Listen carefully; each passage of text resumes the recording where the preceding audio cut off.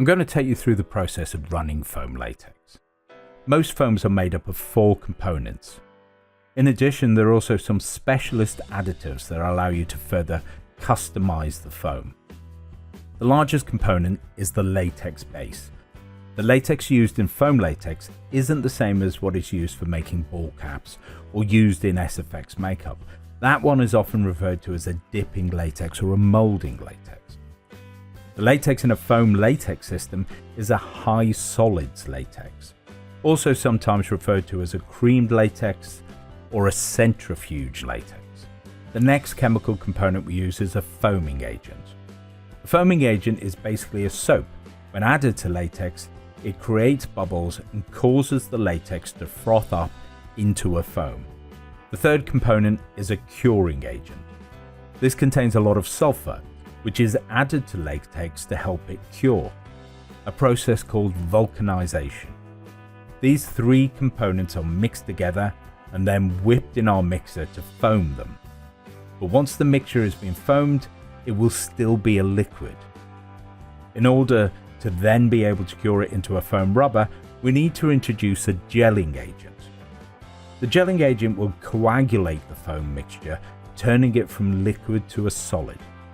However, the solid gelled foam is not yet fully cured. The gel simply stabilizes the foam so that it can then be placed in an oven to cure. If we don't gel the foam, the bubbles in the latex will eventually collapse back into a liquid state. Foam latex is very adaptable, and we can vary the density and firmness of the foam by modifying the way we mix it, or by using additives. One common additive is a high-rise foaming agent. This is another kind of soap called an oleate. The standard foaming agent creates a medium density foam that is good for a lot of applications. By adding the high-rise additive, it creates a softer, lighter, and more flexible foam that is great for facial prosthetics. This is the kind of standard food mixer we use to whisk the foam in. This is a more expensive Kenwood mixer, which is a very solid, reliable machine, but you can get similar mixers that are a lot cheaper. This one, for example, was half the price of the Kenwood, but does the job just as well. You can see it is similar in appearance and function to the Kenwood, and I'm actually going to use this cheaper mixer for this demonstration to show just how well it works. A few other things are essential to have when running foam. A temperature and humidity gauge. You'll find these fairly cheap on Amazon. It's useful to keep a record of each foam run you do, including recording the temperature and humidity. This way, when you have a successful foam run, you can refer back and easily duplicate the conditions based on your records. I prefer to use syringes to add the gelling agent into the foam mix, so have a few of those handy. A rubber spatula is essential, and you'll see why I need it when we get to the mixing part of this demonstration. For weighing the components, I use accurate digital kitchen scales that can weigh in 1 gram increments. You'll also need a stopwatch to time your mixing. I'll use my phone, but if you are doing a lot of foam running, it's good to get a dedicated stopwatch, because I can guarantee someone will call you while you're doing a foam run. For a basic batch of foam, we use a standard set of measurements. These ratios between the components are always the same, whether you're doing a big or small batch of foam. The latex is the main component, so we use that to measure the other components against in percentages or parts per 100. So if our latex is 100 parts or 100%, then the foaming agent, the next largest component, will be 20% of the weight of the latex. The curing agent is then 10% of the weight of the latex. These 3 components are always mixed in these proportions, no matter what size batch you are making. In this case, I'm going to do a 300 gram batch. That weight refers to the weight of the latex base. If my latex is 300 grams, then my foaming agent will be 60 grams. 60 grams being 20% of the weight of the latex. The curing agent is then 30 grams. For reliability, I tend to use 300 grams as my minimum batch size. Some folk like to do 150 grams as their smallest batch, but I find that when you get to quantities that small, it's much harder to get consistently good results. So I'd rather do a minimum of 300 grams each time and get successful foam more often than try and save a little on material by using smaller batches. With the other components, the measurements can vary. The gelling agent can be anything between 2 and maybe 8%. Why does it vary? Well, because the amount of gel you need depends on things like temperature and humidity, and also how much time you have spent whipping the foam. If it's hot and humid, the gel will act much quicker, so you need to use a lower amount of gel to give you enough time to get the foam into the molds. If you want to make a tougher foam, then you will whip the latex less. In that situation, you will need to add more gelling agent. For this batch, I'm putting in 13 grams of gel, which is just a little over 4%. Other additives will also vary in their quantities. For a very soft foam, you add the high-rise foaming agent. I tend to add about 2%, but you can add more. There will be an upper limit where the additive stops making it softer and instead just starts diluting the latex and making the latex weaker. But anything up to 5% will probably be fine. Before I run my foam, I need to prepare my molds with a release agent. Foam latex doesn't tend to stick too badly to molds, but with prosthetic appliances we usually have very fine edges. So it's worth using a release agent so we can get the delicate appliance out of the molds undamaged. I prefer to use a zinc stearate release. I'm using a version that I can get in a spray can. I don't need a heavy layer of the release agent. I give the surface a good dusting with the spray and then we need to leave it to dry. I've sped up the footage here so you can see how the solvent evaporates and leaves a very fine white frosting on the mold surface. That's the stearate. Make sure the release agent is completely dry before using the mold, so do this step well before mixing your foam. You can also use other release agents such as epoxy par film spray or castor oil. I also have some old plaster molds to try out, and I give them a spray of release agent too. With my molds prepared, I'm ready to weigh and mix my foam. The first step is to shake all my bottles of chemicals. The ingredients in these chemical compounds can separate out over time, so always make sure you shake them really thoroughly before use. I start with my gelling agent because I'm loading this into a syringe rather than weighing it out. Grams and milliliters are interchangeable, so for 13 grams I go to 30 milliliters on the syringe. Next I put the mixing bowl onto the scales and weigh the foam components directly into the bowl. I start with the latex to establish the size of my batch. In this case I'm weighing 300 grams. The foaming agent is next and I weigh out 60 grams. Next to go in is 30 grams of curing agent. Finally, I'm adding some high-rise agent as I want a softer foam for making facial prosthetics. I'm adding 6 grams, which is 2%. Now remember, the gel doesn't go in at this time. We leave that separate and leave it until the end. I'm going to map out a runtime schedule and the speeds for the mixer. For this demonstration, I'm going to do a total of 13 minutes in the mixer. And this is broken down into 3 speeds: fast, medium, and slow. I'm going to start at the fastest speed and run that for 4 minutes. I want a soft foam, so this will whip a lot of air into the mixture, making the foam softer. The speed dial on my mixer goes up to 6, so that's the speed where I'll start. This part of the mixing process is called the rise. Once the rise is complete and we've whipped a lot of air into our latex foam mixture, the foam will be quite coarse with lots of big bubbles. So our next step is to refine those bubbles to make the texture of the foam more even.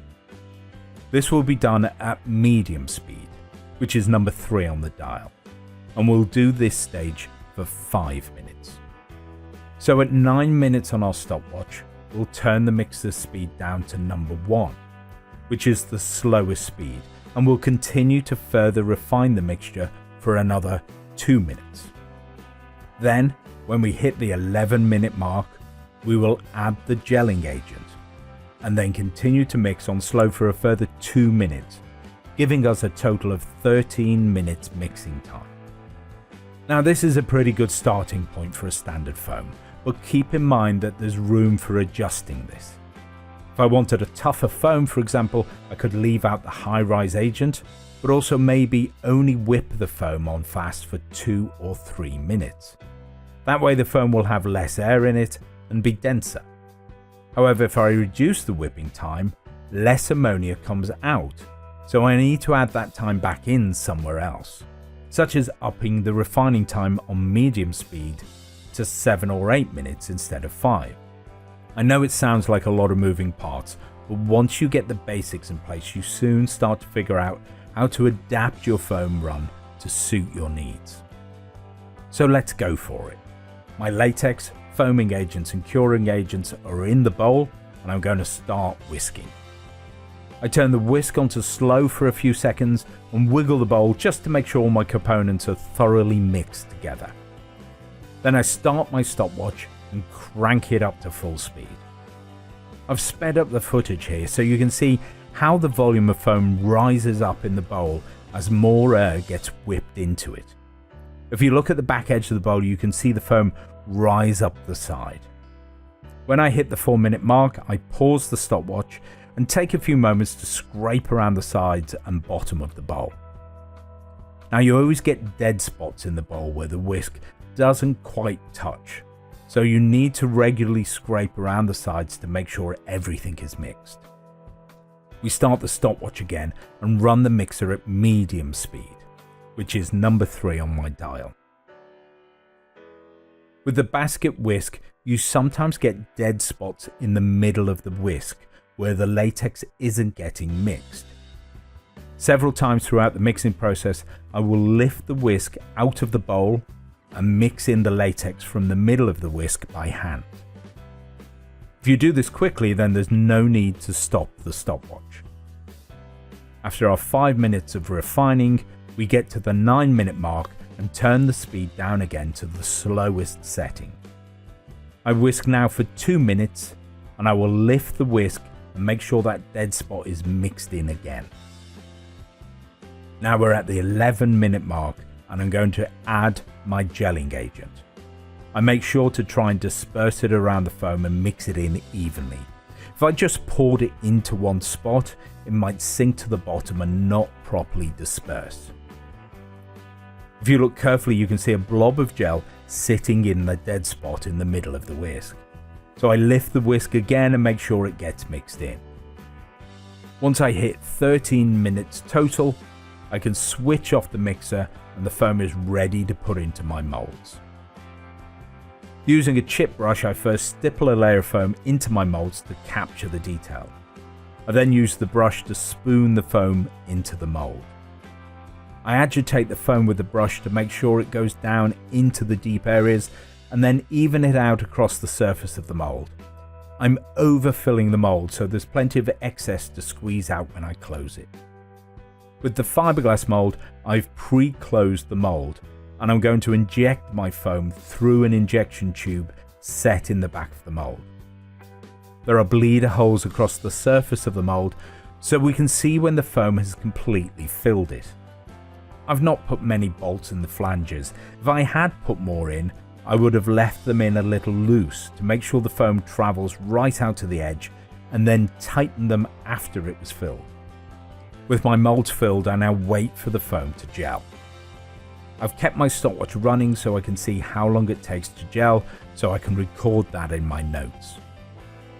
The foam can take up to an hour to gel, but in this instance, I can already see signs of the gel starting after about 10 minutes. Here in the bowl you can see a skin of latex forming at the sides and some stringy bits in the leftover foam in the bowl. I checked my molds and you can see the excess here on the plaster mold has a skin over it, but it is still liquid inside, so we have to wait a bit longer. It's important not to put the foam into your oven before it has gelled completely. If the foam is still liquid in areas, then the heat will make the bubbles in the foam expand and burst, and we get what's called foam collapse. Just be patient with it. Eventually, the foam looks to have gelled at the 39-minute mark. If I deduct the 13 minutes of mixer time, then that is 26 minutes after we finished the foam run. With the foam fully gelled, I can now pop my molds into my oven. I set my oven temperature to about 95 degrees Celsius, which is about 200 degrees Fahrenheit. At this temperature, my plaster mold should take about 2.5 hours to bake, but my fiberglass mold should only take about an hour. This is because the fiberglass is very thin, so the heat penetrates the mold and cures the foam much faster than it does with the thicker plaster molds. It's been an hour, so I can open my fiberglass mold. I want to remove the foam while it's still hot, as it tends to come out of the mold much easier when it's still warm. But wear protective gloves, as you can burn yourself on the hot mold and on the foam itself. Overall, this looks like a good foam. It filled really well in the mold, and the foam is very soft and light, so I'm pleased with this result. You can see it compresses nicely, and if we use this foam as part of a prosthetic makeup, it would move well with the performer's own face and expressions. It even has decent edges for a mold that wasn't even bolted closed very well. After another hour and a half, it's time to remove the foam from the plaster molds. I gently pry at the corner and the mold pops apart fairly easily. This is looking good so far. The edges are so good that the flashing almost all falls off. I then gently peel the appliance out and take a look, and it looks great. It's cured well and it feels nice and soft. There's some discoloration on the surface of the foam, but that was just a bit of dirt in the mold that transferred to the foam and will probably just wash off. So that's 3 appliances from one 300-gram batch of foam latex. I probably had enough foam left over to have easily filled another full face piece like this one. So that gives you a good starting point for figuring out how much foam you need to run for making prosthetics. Hopefully, this has demystified the foam running process. I hear a lot of people saying they're scared of running foam due to it being complex, and you may waste a little foam when you first start out, but it's just like baking a cake from a recipe. If you have the right ingredients and follow the instructions closely, you should get a good result. Once you've done it a few times and start to get the feel for the material, it really does become a lot easier.